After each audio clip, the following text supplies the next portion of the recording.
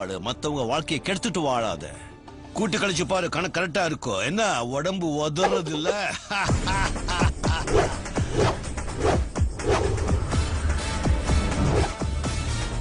இது எப்படி இருக்கு?